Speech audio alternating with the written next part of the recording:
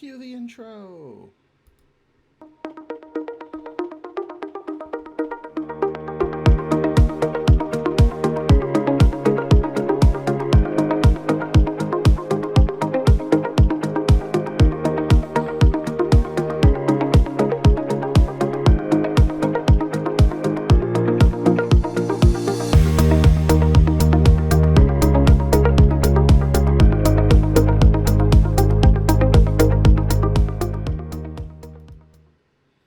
Hello, everyone.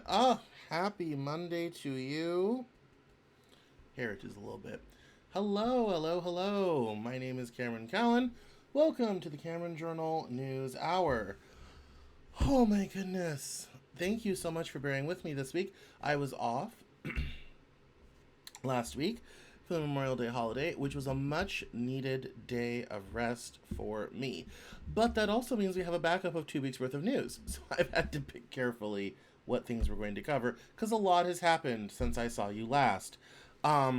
If you are not signed up to the newsletter, please go to cameronjournal.com/newsletter and make sure you are signed up for that. And if you want to support me and the journalism that I do and things like the News Hour and the podcast, please make sure to then sign up for Cameron Journal Plus. It's only $5 a month or like $45 a year. I know that because someone paid for a year recently. And we thank you, all of our Cameron Journal Plus members. Thank you so much for supporting the Cameron Journal. We love you. One of the things I am going to be introducing over the summer is little post hangouts on Discord. So make sure to head over to CameronJournal.com. The link to the Discord is right in the social buttons at the top. I'm also going to start putting it in the newsletter more and all that sort of thing, which is why you should sign up for the newsletter. One of the big things that will be changing about the Cameron Journal over the next little bit is I've spent the bulk of my career writing articles, sharing them on social media, making them SEO optimized for Google, all this type of thing. And AI has changed the content game.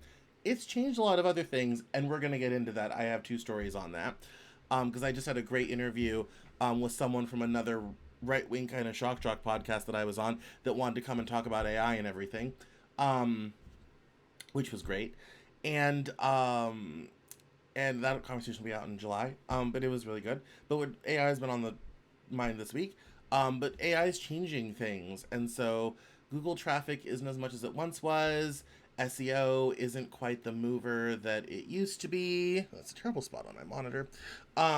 And so, so we're going to be making some changes. So rather than writing articles kind of into the void for Google and hoping people stop on by, I am now focused more on a newsletter model. You've seen these, probably subscribed to a couple. The Daily Upside, whose founder, Patrick Truesdale, I know personally. 1440, different Axios, all those different kind of newsletters. That's kind of the situation we're moving towards. And one of the best things about the Saturday newsletter is it's a weekly wrap-up of stories where I write a bunch of commentary, all this type of thing, that is really, really helpful.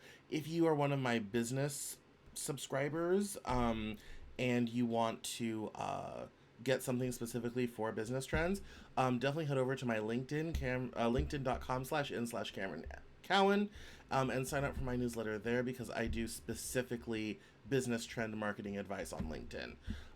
So that's kind of the housekeeping on that. Obviously, following me on social media always helps support the show a lot, and make sure to share it with your friends, especially things like the News Hour, which is now easily done because we have a page dedicated to it, CameronJournal.com/newshour.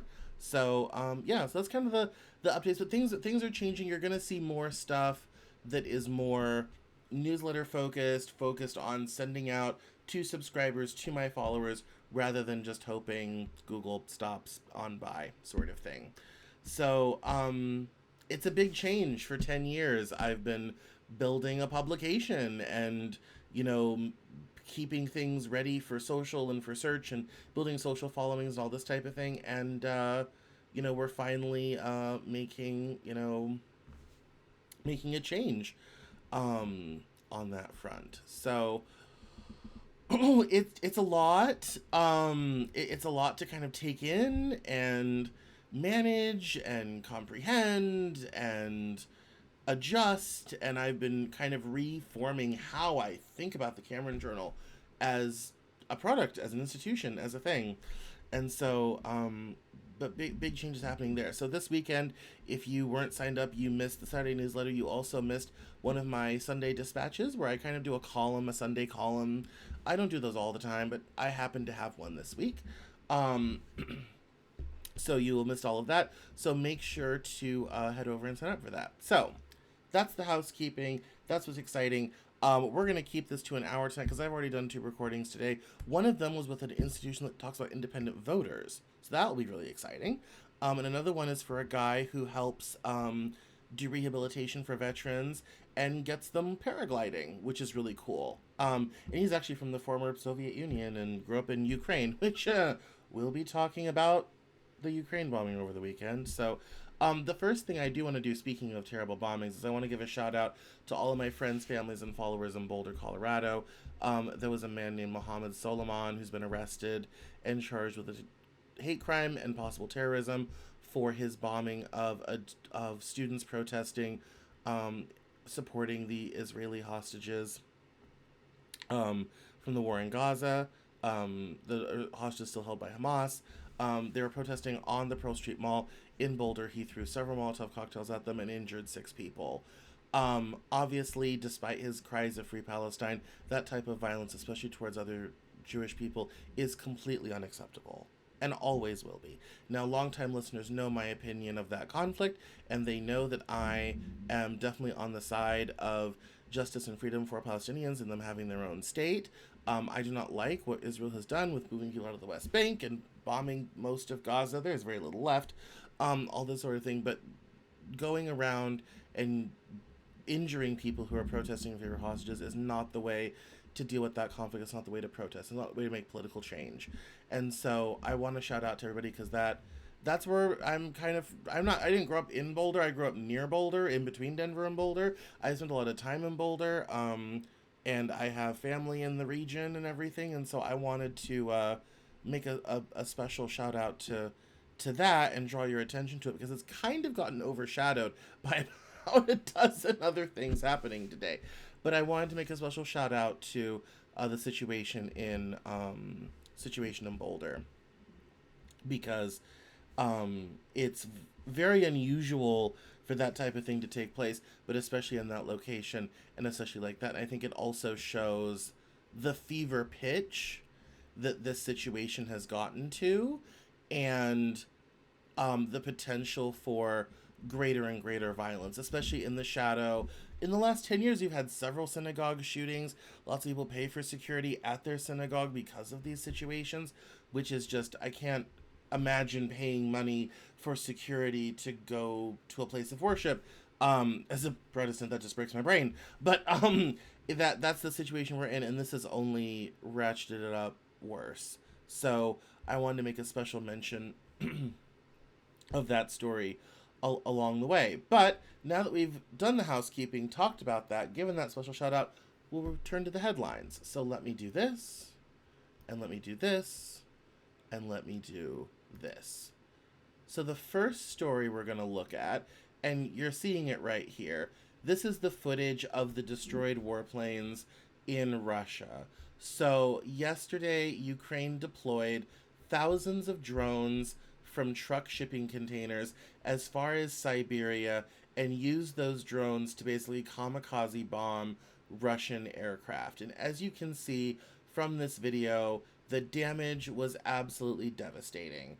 These are all fighters here, but they have lost half of their bomber fleet. Those planes are irreplaceable. These fighters are junk at this point. And this has been absolutely devastating to Russia's entire military readiness, capability, operations, not just in Ukraine, but globally. It has been a historic moment, some would say. This is the first incident of a drone attack against, not so hardened, but soft asset targets. And it's also been our first one of the first times we've seen drones take on more traditional military equipment, and also basically take out one leg of Russia's nuclear triad. Um, this is also a historic moment in warfare because it now shows that, drones are the future, and drones can be absolutely devastating to unguarded, unhardened military assets, of which any major military has a lot. It You have to build very big buildings to house airplanes. Airplanes are not small. Building any type of shelter for that is time consuming, and it's not cheap. And now every nation is looking at this and looking at it as this could, you could be next. And especially drones are relatively inexpensive to build. There's already been some movement, like by China has a drone carrier whose job is just to put out lots and lots and lots of drones. Um, and I actually had a guy on the show recently who was talking about, the future of warfare as drones, and this video shows what that future starts to look like. And while drones are completely ineffective against fighter jets, when the fighter jets are on the ground, they're totally vulnerable to the drones. And the ease with which this was done, and the fact that it, took 18 months to plan, rumor has, and that it penetrated so deep into Russia has taken the war to a whole new and completely different level. Obviously, when this happens, everyone on Twitter becomes a new geopolitics expert. I don't know what Russia's reply is going to be, but it's probably not going to come by air because how's it going to get there? So it's quite a change in terms of what we've how we think of war, how we think of defense capabilities, how we think of all of these things. And so if you haven't gone and checked out some of these videos, I do recommend that you do.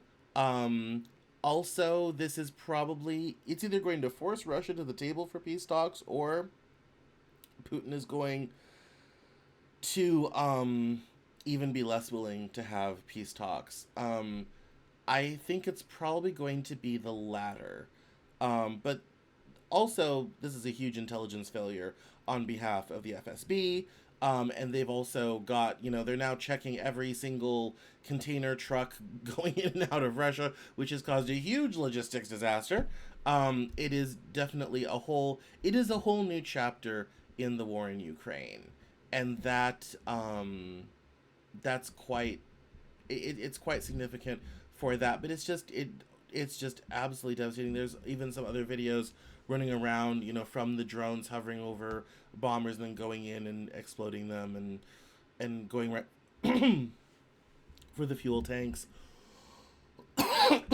all this sort of thing. So it's yeah, it's a lot, and a whole new chapter in the war in Ukraine is opened, and a whole new chapter in warfare has opened.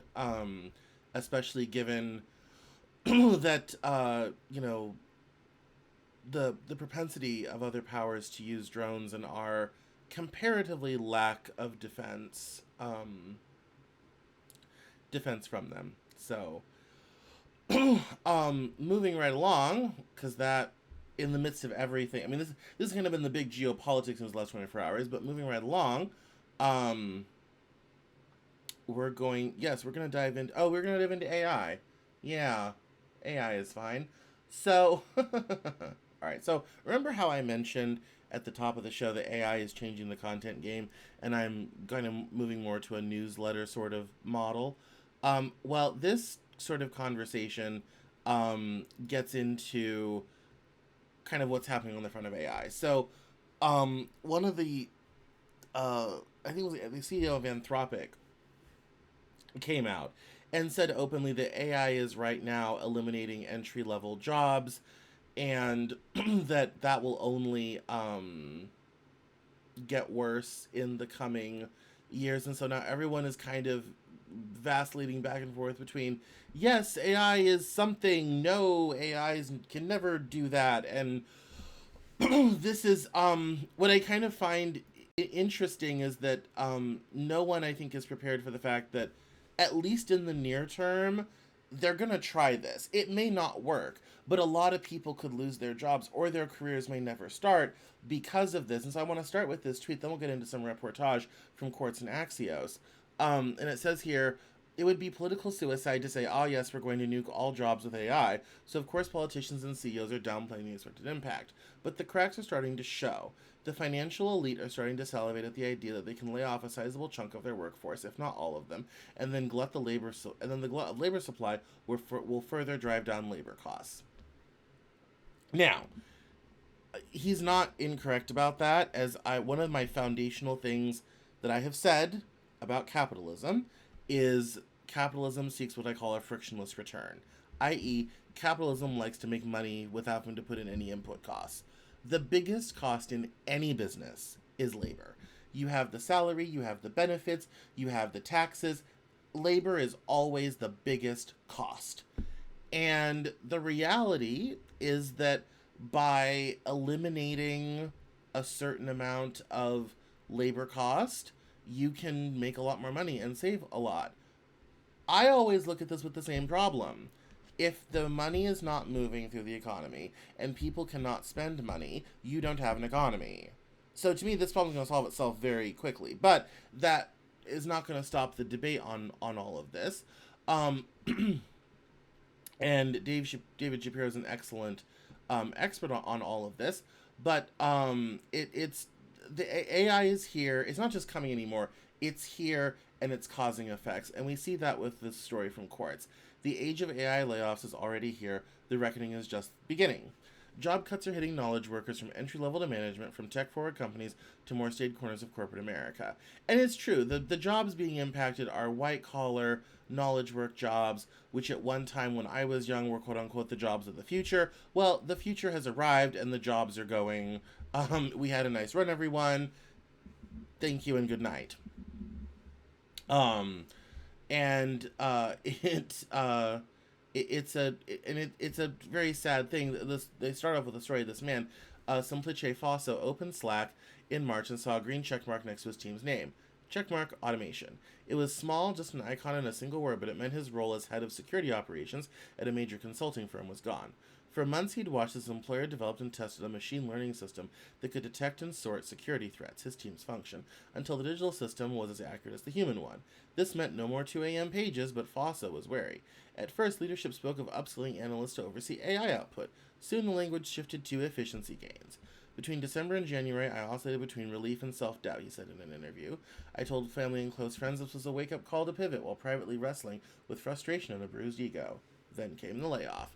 What happened to Fosso is happening to knowledge workers across the U.S., from entry-level to management, from tech-forward companies like Accenture to the more staid corners of corporate America. The larger waves of layoffs make the news. Microsoft, Duolingo, and Walmart cutting its technology team. Many more don't make headlines. They live inside calendar invites, Slack channels gone suddenly silent, group chats that turn to gallows humor, and remote happy hours once the axe finally falls. They're in job listings that never get posted because the roles no longer exist. As the losses accumulate, the kind of ambient fear is settling in. White-collar jobs that until very recently offered a comfortable or middle or even upper-class living are quietly disappearing, from copywriters and communication specialists to web designers and software developers. Even some CEOs and venture capitalists fear losing their jobs to AI. Unlike the past waves of automation, these changes are happening not on factory floors, but in the land of glass-walled conference rooms and standing desks, places where your brain, degree, and ability to navigate the organization count most. That's why they feel so different. Sekul Krastev, a behavioral scientist and managing director of the Decision Lab, said AI-related job losses feel much more disturbing. It feels like you're basically defunct, that you're being replaced by something better than you in a way you can't achieve, Krastev said. The speed of the AI wave washing across the corporate landscape makes the shift even more unsettling as security gives way to uncertainty. It's a lot more difficult to compete with something evolving so quickly that you can't predict, he said. You're being pitted against something that isn't another human. People also feel a deep moral aversion to AI, Krastev said, which makes the already significant pain of layoffs and job cuts worse. When you're being replaced with another person, you may feel as if your specific employer no longer needs you. When you're replaced with AI, on the other hand, you may feel a sense of disgust in a much larger sense, one that's more global and transcendent than personal. We're not going to read the whole thing, but it is different than what necessarily happened to blue-collar jobs in the 70s and 80s and 90s, but I know a lot of people are chortling because that at that time it was upskill, go back to school, get different skills, all this type of thing, and, get into the knowledge work of tomorrow. Well, tomorrow's here, and now AI is getting rid of that too. So then it leaves the question, where do you go next? Well, we don't know, unfortunately. I mean, that's the problem. That's the problem with AI. I shouldn't have closed that tab. I got a little ahead of myself. Um, the reality is we shouldn't. I mean, we don't know what the future with AI looks like yet, other than we're probably going to have a lot of layoffs. One of the there was I saved a lot of stuff from the last couple weeks, so I had to kind of get rid of some things. But one of the one of the tweets I saved was someone saying, workers at this level don't like being laid off. They're a lot more likely to riot, cause a problem, cause a revolution, stop this from happening than maybe the blue collar workers were. And there's historic data for that. Most revolutions start among the more educated classes. Even terrorist organizations tend to be run by very educated middle class people, not poor people. Incidentally enough. Um, and this is we. I think the frightening part is, and it was funny because I reclipped an interview I did with Stefan Fair, who's my AA partner in Germany. Actually, he's in Switzerland. He's German. Lives in Switzerland. And I reclipped it over the weekend. And one of the things that he said, and it was an interview from a year ago, and it was one of the things that he said that I thought was very interesting, is he said at the time, oh yeah, jobs are going to be a thing of the past in 5 years, and at the time I thought that was absurd, but now I'm sitting here today, a year later, reporting on layoffs from AI. And as I was laughing, like, I also just talked about how AI is already changing my own business. It's already changing how I'm functioning because people aren't searching things on Google anymore. They're asking ChatGPT or Perplexity or Gemini or Grok. And Perplexity uses links, but the other four don't. So rather than coming to the Cameron Journal to read something smart that I've read, they just read a AI summary. No traffic. No chance to discover me. No chance to decide they might want to come and watch the news hour or read other stuff of mine or sign up for a newsletter. And so it's a quite different dynamic, and this is now also hitting other people as well. You could define me as a knowledge worker, but it's not hitting a bunch of other people as well. And this is the reality now. This is no longer a theoretical discussion. It's here. It's happening. And if we don't come up with some sort of social plan for this, some way to slot people into other things, or guarantee jobs, or UBI, or something, we're going to have a problem sooner rather than later. And I think we probably don't have a ton of time to think about this. That's, I think, the frightening part, is we should have already been having this discussion. We're not even having this discussion, and the layoffs are here. And I was actually noticing that the job reports for May were a little bit higher than expected. The job losses were higher than expected. And I believe they also adjusted previous ones up a little bit. We're already. I mean, this is already a very difficult job market. With now it's, oh, your resume has to be ready to be read by AI and parsed by an ATS system, and people are using AI to write resumes for job listings that were written by AI for roles that may or may not exist. That's the job market now, and now people who thought they were relatively safe from all of this are getting let go due to AI. Well, what's the outcome here? Like, what's the plan here, folks? Because right now we don't have one. And that should be a frightening prospect for all of us. Now, obviously, if you are in the trades, because that'll be the first reply, you're safe for now. Um, but also bearing in mind, the robotics people are working day and night to come for you too. So in this turnabout, you may be the last to get fired, but you're not safe either. It just may take a little bit longer. Um, and that certainly was true in the last 30 years between, factory work and knowledge work. It's the same it's the same dynamic at play. It's starting to look like no one is safe. Literally, no one is safe. And that's very concerning from a social stability standpoint, which is very important. So, speaking of social stability, Over at Axios, we have the global economy's trade paralysis. Now, turning our attention to the trade war, there's been a little bit of back and forth about trade lately. So, Trump put in new tariffs. A court said they were illegal. They appealed it and said they were fine, so the tariffs were back on. Um, and so, kind of going over the summary here. The world economy has never seen anything like this. The tariff legal fight injects new uncertainty in what was already a historically unpredictable situation. Businesses are in limbo about what it will cost to bring goods into the country. Foreign officials see new leverage in trade talks that could drag out even longer. The billions in tariff revenue expected to help offset the cost of President Trump's tax bill could all but vanish. What they're saying. One day it makes sense to ship, the next day it doesn't, a port official tells Axios. The big picture. Economists expected front-loading on steroids. Businesses would take advantage of a tariff halt and rush to import goods, which could push off risks of shortages and consumer price hikes. Never mind all that now.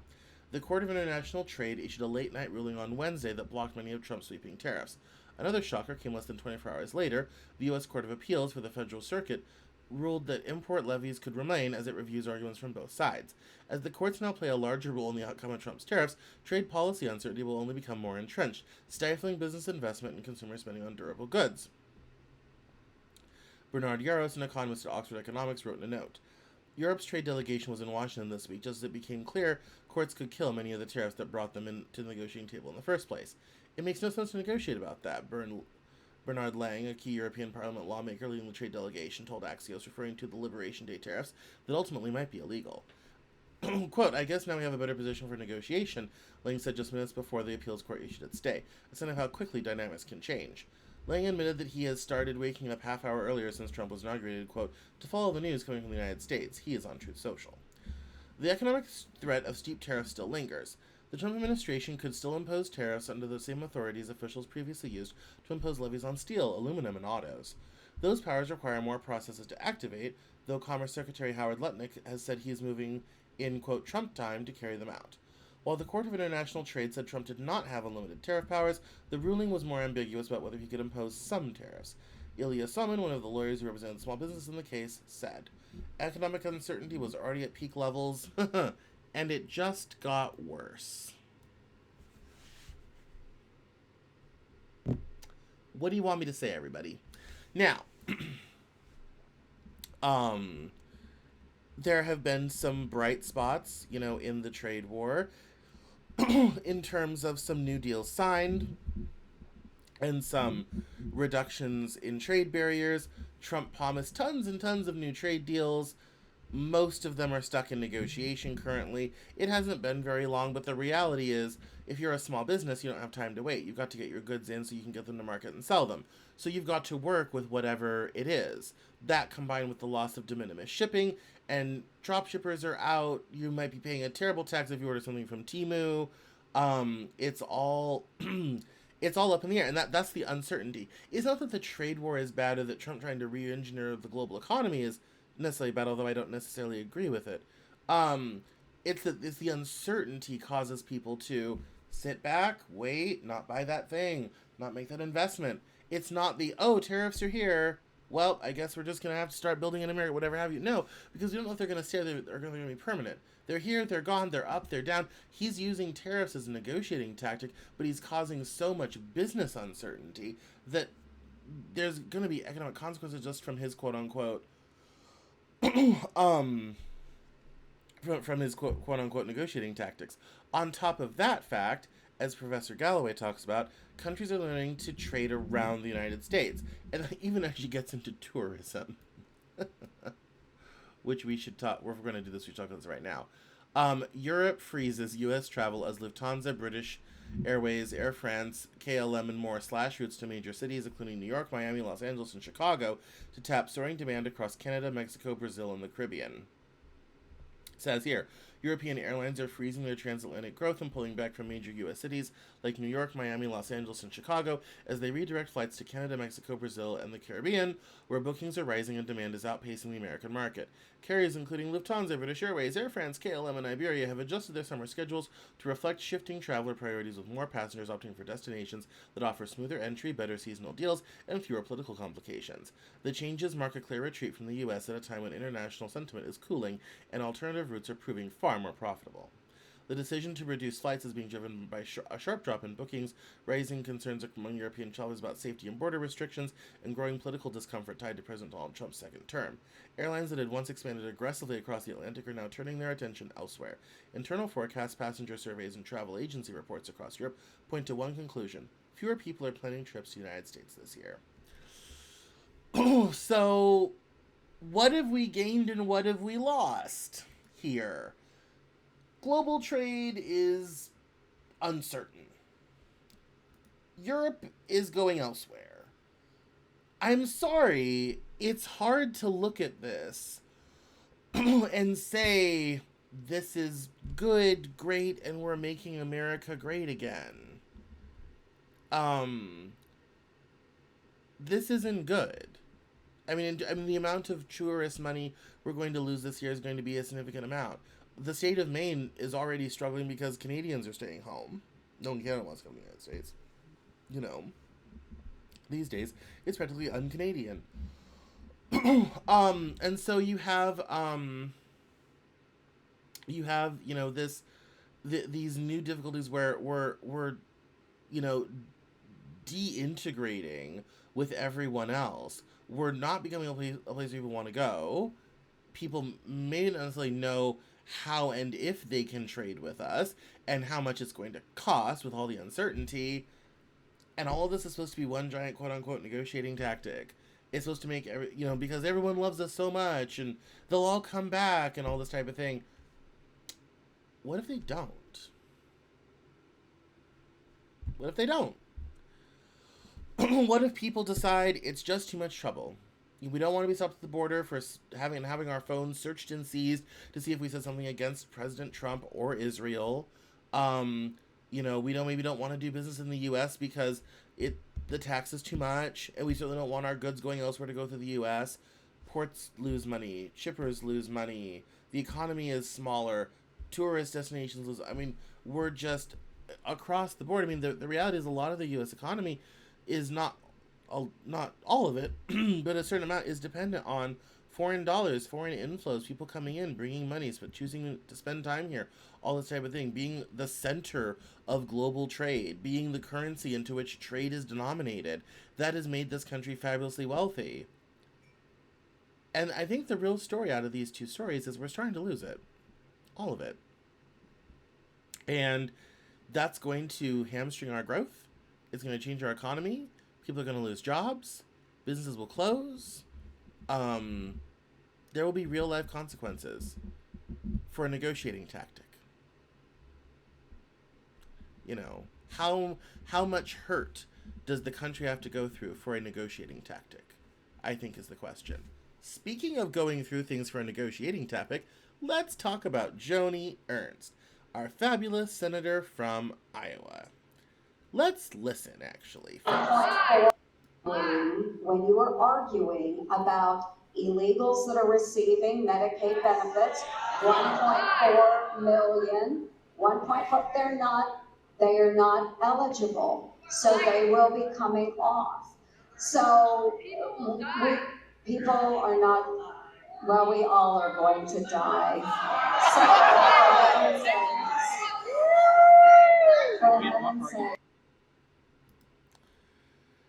the comment heard around the world.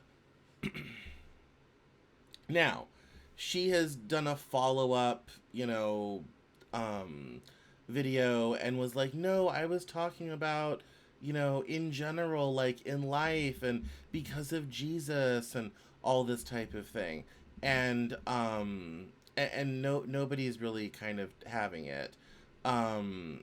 It's the aide added, said, quote, there's only two certainties in life, death and taxes, and she's working to ease the burden of both by fighting to keep more of Iowans' hard-earned tax dollars in their own pockets and ensuring their benefits are protected from waste, fraud, and abuse, the aide added. And accused the Democrats of trying to whip up fear among voters for political reasons. The argument is happening over Medicaid benefits, and it's happening because there are major Medicaid benefit cuts planned in the new reconciliation bill that recently passed the House and is going to the Senate. It was a rather crass comment thing to say. It was obviously off the cuff. It I don't think she's just kind of like, oh, well, people are going to die. Oh, wow. I don't think she thinks that. I think it was an off the hand comment. So let's lower the temperature on all of that. But the reality is, when you have Medicaid cuts and you have illegal immigrants who access their, in fact, I have a story about that. Here it is. When you have illegal immigrants accessing services through their children who are U.S. citizens, which is usually when we talk about illegal immigrants receiving benefits, that's usually how it happens. A lot of the cuts in Medicaid are to prevent that from happening. To that point, this tweet here, where the New York Times casually references that illegal aliens access welfare benefits through anchor babies and birthright citizenship without explicitly saying it because they need to continue the narrative that illegals can't receive welfare. The Times wrote, immigration experts and advocates for immigrant rights say the changes would instead be largely felt by children who are U.S. citizens but whose parents are undocumented, or immigrants who are unauthorized to live in the United States, such as refugees and people granted asylum. That is correct. Like, it's, yes, if you are an adult person who comes here, you can't get benefits. But if you have a child here who's a citizen, they can. And that can, and that can be a certain amount of money. Bearing in mind that immigrants who work do tend to pay taxes, but never us mind about those details. We have this dynamic and the situation, and that's where the Medicaid cuts are coming from. I think a lot of other people are going to end up getting thrown off of Medicaid as well, through these cuts, and the combined cuts of Medicare and Medicaid over the next decade are $880 billion, which is quite a sock in the jaw for the lower classes and poor people who can't afford health care. I heard a comment. Oh, nope, it's just a spam comment. Never mind. It's quite a sock in the jaw for people at the lower end of the economic spectrum. And again, and this is why I don't usually talk about politicians that much, but Joni Ernst made a dumb comment and people are roasting her for it, and it's not fair. But I want to use it as a jumping off point to make a greater point that they said they were going to protect Medicare and Medicaid. This isn't protection. And people are going to die, whether they be illegal immigrant people or American people. Persons, humans are going to suffer from this. And her comment was maybe a little bit unsensitive. And while this dude wants to roast on the New York Times, the way they put this is absolutely correct. It is the children who receive it, and those children are American citizens. And here's the other kind of layer to this when you get into immigration: anchor babies and birthright citizenship. Now you know why they want to get rid of birthright citizenship so bad. Is because people come here, they have children, those children automatically become citizens, and all of a sudden here we are, and we're not separating families and all this type of thing. That's why they want to get rid of it. They want to completely undercut, everyone in the country, in order to deal with a certain aspect of immigration.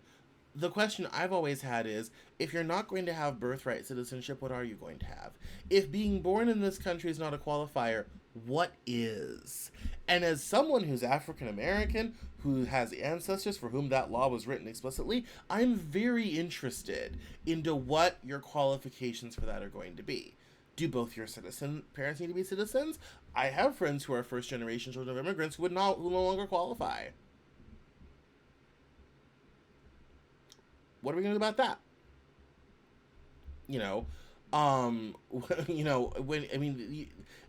When you start talking about something, you have to game out like, okay, this sounds nice and it might solve your own pet problem, but it's going to affect a lot of other people you don't necessarily think it's going to affect. And that's kind of becomes a theme. One of the stories I decided not to cover when it comes to immigration was the statement of somebody in a town. This woman was being deported, and she said, we didn't vote to deport moms. We voted to deport all the other people, the terrible people, just the gangs and criminals. Well, bad news. Deport them all, and mass deportations means everybody, not just the people that you think are okay. It means everybody, not just, your person that is not going to be immune. That's not how this works. And I think it's incredibly short-sighted to start playing with major levers like this and not understand millions of people you don't suspect, will be affected by getting rid of these things, all so that some brown people don't get any benefits. The state of America today. Um, so speaking of that, I found this one last week, and I wanted I wanted to kind of go over this because it's very interesting. So the State Department has a Substack of some description, and one of the bits in it that I thought was very interesting was the global liberal project is not enabling democracy. Rather, it is trampling democracy and Western heritage along with it in the name of a decadent governing class afraid of its own people. And one, I think it's interesting that's the quote this person pulled, and this person describes themselves as, quote, a heritage American, white. Um, but there was other bits in here I thought were very interesting. It is actually the bit before and the bit after it. Indeed, a similar strategy of censorship, demonization, and bureaucratic weaponization was utilized against President Trump and his supporters. What this reveals is that the global liberal project is not enabling the flourishing of democracy, rather it is trampling democracy and Western heritage along with it in the name of a decadent governing class afraid of its own people. Our concerns are not partisan but principled. The suppression of speech, facilitation of mass migration, targeting of religious expression, and undermining of electoral choice threatens the very foundation of the transatlantic partnership. A Europe that replaces its spiritual and cultural roots, that treats traditional values as dangerous relics. And it goes on, this one is quite good. By overcoming the anchors of nationhood, culture, and tradition, global liberalism promised the end of history. Today, this promise lies in tatters. What endures instead is an aggressive campaign against Western civilization itself. And I think it's interesting that they're kind of quietly posting this on a State Department Substack, and they're just kind of, they've got some people writing some lovely, basically, college grad school term papers, and on this stuff. When it comes to the global liberal project, I understand at a deep level why Trump and company want to get rid of all of that stuff. It has benefited a certain class of people, not everyone. The gains of it have not been felt everywhere. And this country's always been very uncomfortable with the idea of spreading democracy. This idea starts with Wilson at the end of World War I, quote unquote, making the world safe for democracy. And Wilson had sort of a grand vision of how the U.S. could lead the world towards democracy after the imperial period had come to an end for a lot of Europe. And at the time, we have to remember, the treaty authorizing the United States to join the League of Nations was never ratified by the Senate. We never joined the League of Nations. The U.S. was at that time not necessarily really ready for that leadership. After World War II, we were kind of the last man standing, and so the mantle fell onto us whether we wanted it or not. Different presidents have taken on more of it or less of it as time has gone on, but the natural presumption has been towards it, not away from it. Trump looks at all of this, and this is obviously, not Trump himself, but this is the kind of the intellectual project behind what Trump is doing, has looked at all of this and has said, yeah, the liberal classes have started to run away with the farm and leave everyone else behind, and we're no longer a nation, a country with our own culture and traditions. We're becoming part of the amorphous international blob. And let's face it, Americans don't want to be part of an amorphous international blob. We want to be our own thing. And that thread runs very deep in this country. Oh, so very deep. And I find it interesting that they're putting this out here. It's an interesting conversation to have. I could probably do a whole video on it, and I may at some point. But this was just, when I saw this, I was kind of like, oh wow, they're just kind of saying the quiet part out loud. Overcoming anchors of nation, culture, and tradition. There's definitely a lot of blood and soil nationalism that's very popular right now. Hence why our heritage American heritage American. Just say white. He's a native of Ohio, white. Just say that. That blood and soil nationalism is so trending right now and so important is people don't want to feel like they're part of some international blob, and they're just like everybody else. They want to be their own country, their own nation, their own history. And I think also to really have a certain ethnic pride and sense of place that quite frankly has never really existed in this country before, and to some degree our country was kind of built to counter against and sort of thing, and that's where a lot of this is coming from. And so I think we're going to see and hear more of this stuff, more of this rhetoric, more of these ideas, and this is going to become louder, especially as things struggle to move forward. And when you start to think about the movements in the trade war and the movements in tourism and some of the other stuff we've talked about, even today or even in the last several weeks, this rhetoric in that context is very, very important. 2 stories. We're almost done. Oh, Jake Tapper. Oh, hang on. We've got audio here. I went on a left-leaning podcast that shall remain nameless, and we were talking about my kids because I think they were both people without kids. And they asked me about my son, and I said he was, he's a football player and he wants to be a policeman. And their joke was about my 15-year-old son, oh, how does he feel about minorities? Like the idea that he wants to be a policeman, therefore he's racist, my son. And that was the big laugh, and then I got dragged in the comments and all that stuff. And I thought to myself, this is why you fuckers are losing elections. 100%. Like my football-playing son, who has no political views, he's 15. He thinks about World War II and gaming and playing linebacker. That's his world. You're deciding he's a racist because he wants to be a cop. And why does he want to be a cop? He wants to be a cop because he wants to help people, and he thinks that's the best way he can help people. And that's how the Democratic Party talks to men, not just white men, but men. And I get the idea that they thought Tim Walz could what's the term he used, code switch or something. He thought that he could translate the Democratic Party values because he hunts and fishes and owns a gun and was in the army and drinks a beer. I mean, at least there was an attempt, but I find it just insane. Now, that video is important, and there's a lot to unpack there. And I might get to that, but this is the part that this stopped me dead in my tracks. And I thought about it for a long time. Quite a while. Let's just take that in.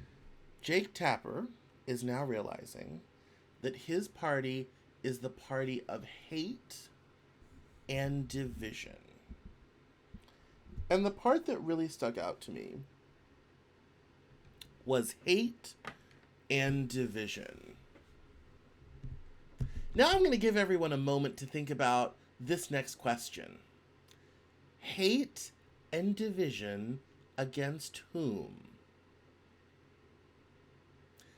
Now, if you look at my screen, which is totally shared right now, you'll notice that the person saying this is MAGA 2024 ex-con deplorable. And he's a semi-professional lifter. And we'll also notice, now,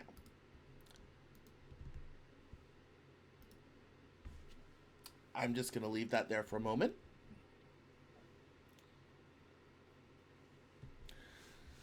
His party is the party of hate and division. Hate and division. Against whom? Now, there's multiple ways to answer this question, but one answer stands out. Let's remember the interaction. He goes on a left-wing podcast, and they ask him about his son, who's a football player and wants to be a cop, and they jokingly ask, how does he feel about minorities? And he immediately pivots to, well, that's why you're losing elections, because you think my son is a racist. Jake Tapper is now just realizing that his party is the party of hate and division. For those of you that haven't picked it out yet, I'm going to walk you to the door on this, and here it comes right now. Hate and division against a very specific group of people in this country. White people. When you have a party, one of the things the Democratic Party does somewhat well, and has been a vanguard of, is a certain amount of racial inclusion.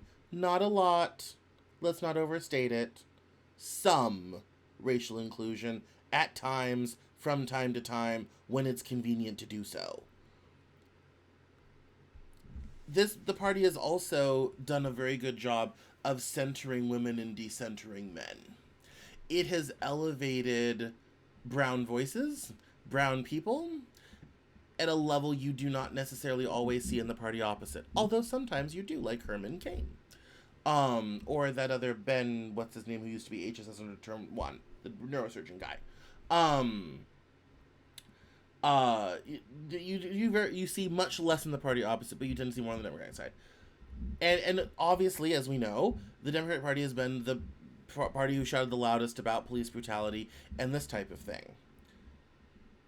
The dynamic here is that if you are not centering white people, white voices, white issues, and white values, you are sowing hate and division.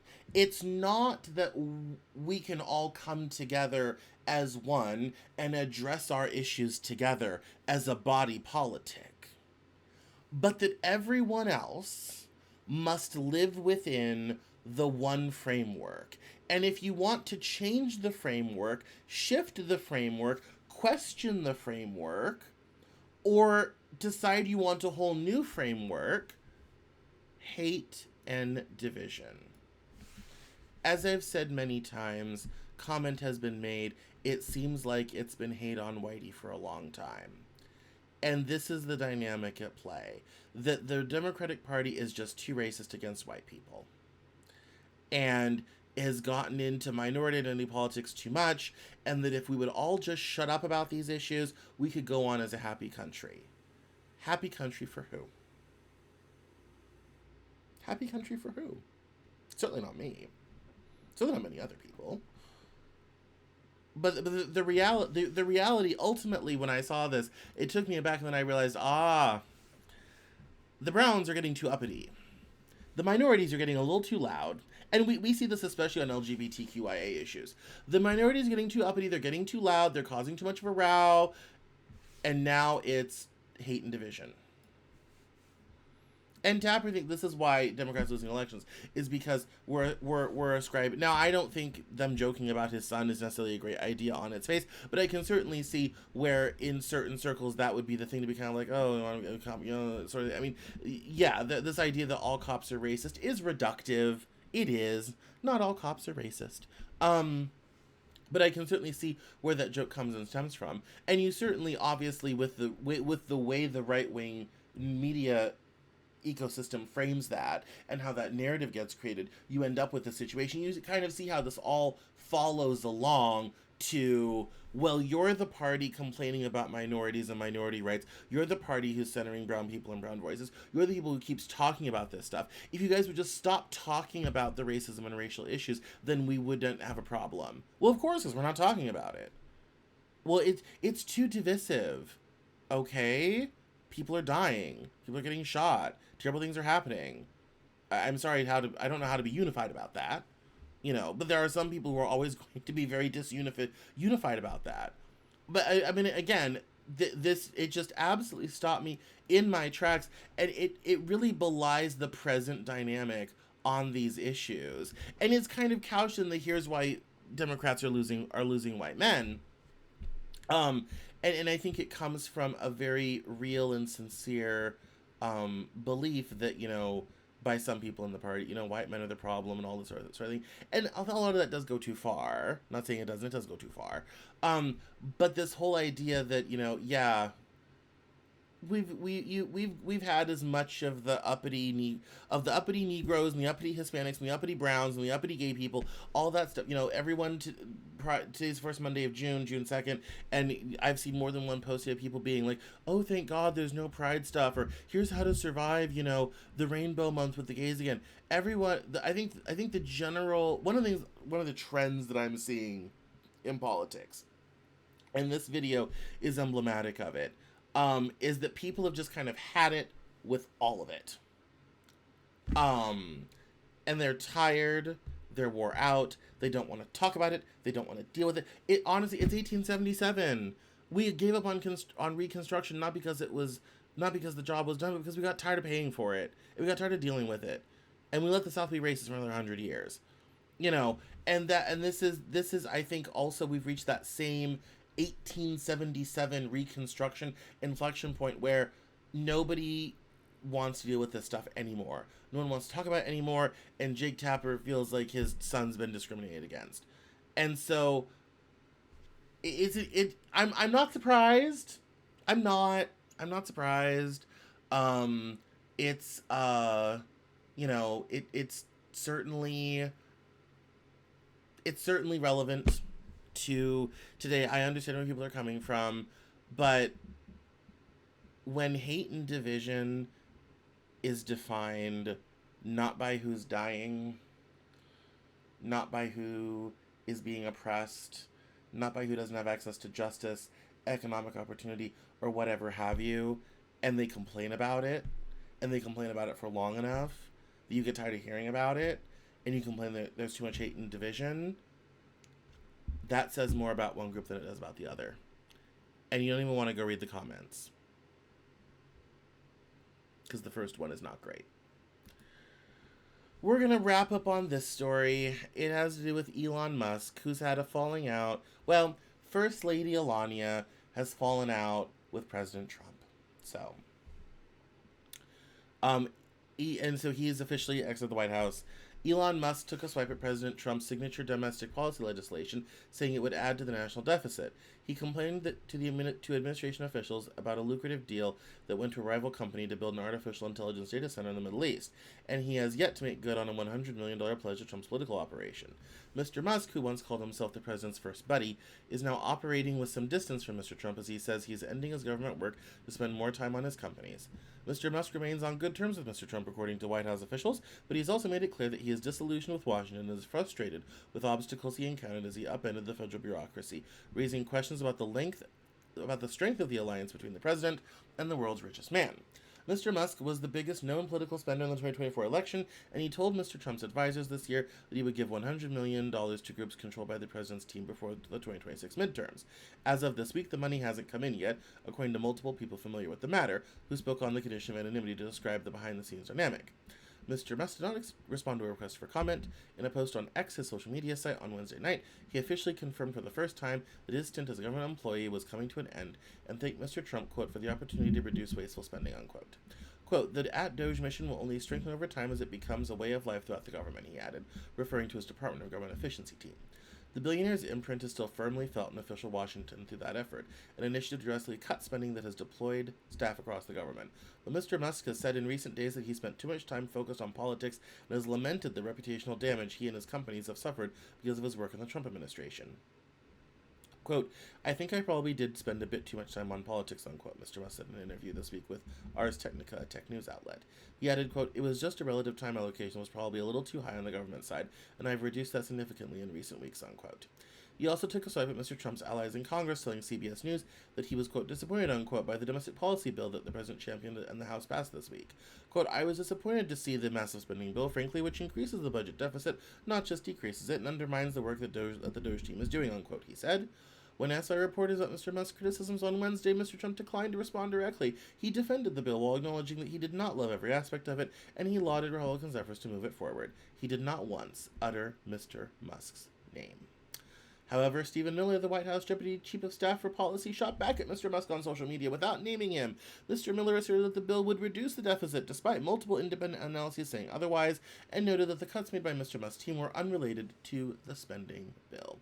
Ahead of Mr. Trump's trip to the Middle East this month, Mr. Musk objected to a deal works between a rival AI company and the United Arab Emirates to build a massive data center in Abu Dhabi, according to a White House official.